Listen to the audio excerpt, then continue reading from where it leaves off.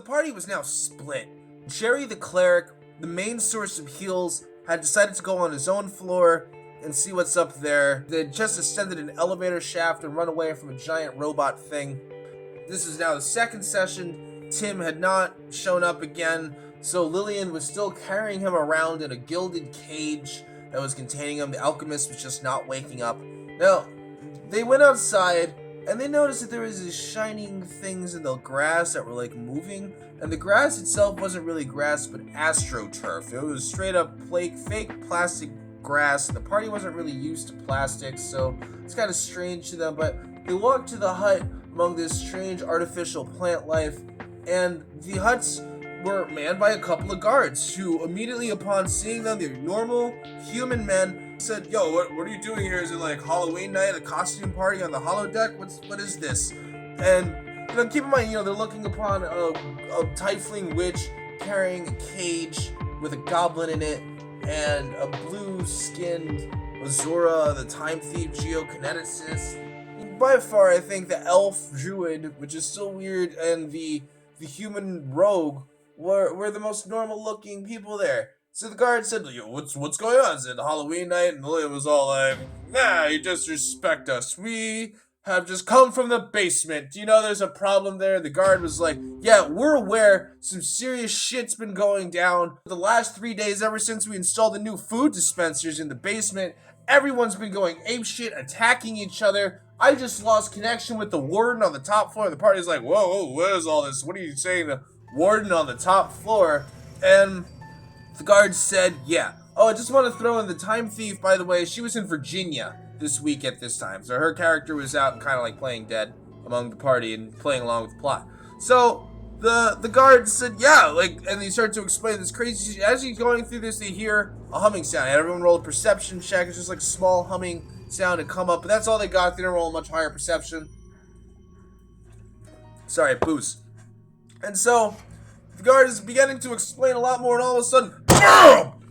Giant brick comes in out of nowhere. It's a flying metal, silver-looking brick. Just fucking flies through the window and smacks the guard in the head. Bam! Again, everyone rolls initiative. Battle mode starts, and they're trying to figure out what the hell's going on because these are flying bricks. They're deft, they're hovering, and I think this ultimate enemy is a flying freaking brick, metal brick. And one of them, bam, knocks out the time thief Azura. So she's on the ground and starts bleeding from the head. This is actually a check in D&D and stuff. And the rogue is like, shit, gets down on the ground, tries to do a heal check. She's like, in real life, Chris is like, "I don't have any heal abilities." And Mike is like, "You have the heal skill, use it." She's like, "Oh, okay." So rolls a d20, goes for a heal skill, and she manages to get a sock from a nearby guard, the one who's dead. Like, he's been pretty much decapitated by the brick, and staunch the bleeding on Jadri. And so the Azura is like, not bleeding to death on the floor anymore. Mike casts his like wind wall ability that inhibits the brick's abilities to hit everyone. It lowers their like 2-hit rate. And Alex tries to run up and do a touch attack on a brick to teleport the brick into his dimension of pure water that he just happens to have to disable it and study it later. I looked up the spell. You need to have a tuning fork to do this. And you have to touch it with the tuning fork, which is like, you're going to pull this tuning fork out of the jar. Alex is like, "No, I just touch it with my hand."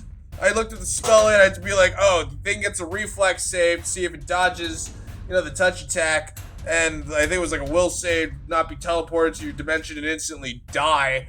But no, Alex wanted to, whatever. So teleports one of the bricks. But there's still 3 other bricks. And the rogue, literally, Chris actually said, "I hide under a table and I cower and I start screaming."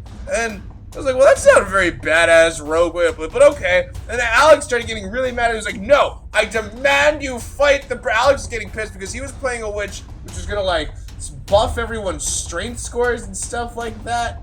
And he got really mad because Chris was the character he was gonna buff to make her strength all badass. Because "I can't fight metal bricks, they're made of metal." And Alex was like, "God damn." So he started to yell at her and shit. And Mike was like, "Okay, I think it's a good idea we just retreat from this. We got the time thief, it's been knocked out. We got to carry this alchemist in a cage. We're 2 out of 5 or whatever right now." And Alex was like, "Yes, I'll be right with you." And And Mike was like, okay, so we're all gonna run when I say run, right? And Alex was like, yes. And Mike was like, okay, guys, let's go, let's run. And so Mike runs out, and the rogue is still cowering under the table. I'm like, do you run with? She's like, no, I don't get out of under the table. I'm protected under the table. I'm like, okay. Mike is literally running by himself. Alex is like, go ahead. I will be with you in 1 sec. Mike's like, okay. And Alex is like, I look Chris straight to the eye and I say, only the useful survive. And then I cast teleport on myself and Azura and the cage. Chris is like, what? Fuck. And Alex just disappears with Mike. This is actually how he was playing. And Mike runs for 2 rounds, which is 12 seconds, before he's like, oh shit. No one's really. He runs back, picks up the rogue, transforms into an air elemental. So now he's been like a bee, an orangutan, and something else. And now he's been like an air elemental. It's like his 4th transformation of the day. And Chris is like, hey. And just like they fly away from the bricks. And they go up, and Mike is like fighting all the, like 3 bricks are remaining, and Mike like has this long run up. He's like flying up a skyscraper while carrying Chris has to do an epic like fly check, and the bricks are in the air, so trying to knock him out. There are bodies in rooms. There are like hiding people, and a lot of strange looking ones. Like a lot of the people here, they have like special like blue hair and shit like that. But some of them are like transforming and losing their hair and like growing claws. And as he goes up, the higher he goes, the more he sees like differences and stuff. And there's like blood-covered rooms and open doors and hiding people and mutants or something. I don't know. They turn out to be called renderers later. Anyway, so he gets up to the top floor and finally he sees the room that Alex has transported Jadri's character, and Alex has decided to teleport as high as he can go because he heard the warden was on the 100th floor, and he just wanted to bypass the travel because you teleport. You're level 16 or something.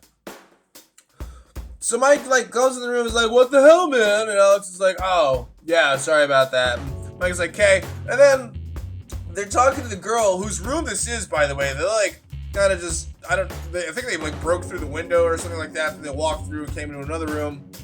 They tried to unlock the door with that code that Jerry had learned before, and they found that there was a bald young woman inside, and they said, what the hell's going on? She was like, come inside, what the fuck? So they went in, and they're like, what the hell's going on? And the girl's like, okay, you have no freaking idea, like, how are you even here? You have no idea what's going on. And they're like, we teleported, we have found this wild GOLARION, and we are mythical beings, and we have, let's call them, powers, and you do not have the power. The girl's like, oh my god, are you part of the problem or not? I didn't ask for all that. And they're like, what is the problem?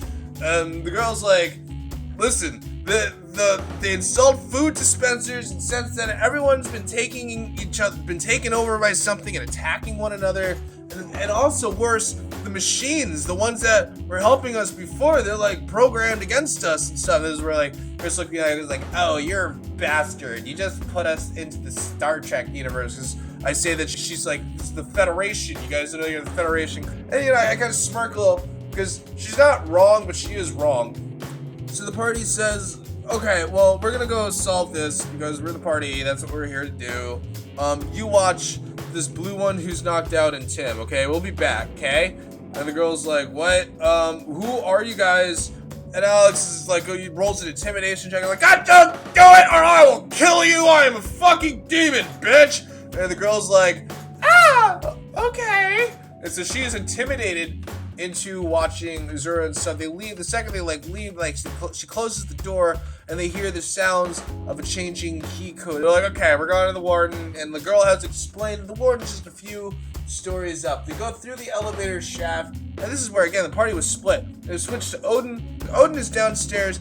Odin realizes that this universe is actually the setting for a sci-fi novel that I've been working on. Okay, and that's the goddamn twist. And you know, I figured this would be great to have warriors versus like robots, you know, epic swordsmen. This is why I let them be so powerful. Versus dudes with guns. This is the ultimate crossover. You got magic versus science. So that's it for this week. God knows my liver could use a recharge. And I will be back, but just so you folks know, there's a world of support every time I see a like or even a subscribe. So if you enjoy this and you feel like coming back when there's an update, which there will be one, throw that up there. Hope you've had a good holiday, and I hope you've enjoyed this.